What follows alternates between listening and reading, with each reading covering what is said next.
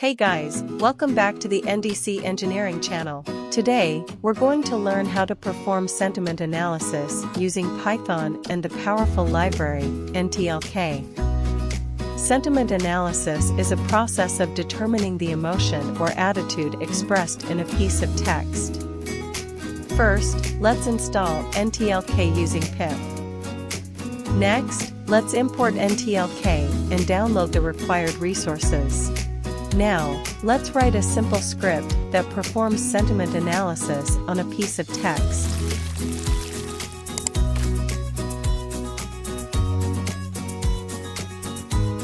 As you can see, our script has successfully determined that the sentiment expressed in the text is positive, with a score of 0.6369. And that's it.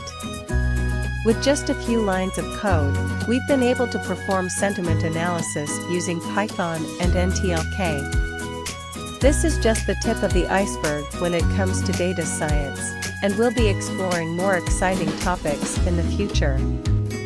Don't forget to like and subscribe for more amazing content, and we'll see you in the next video.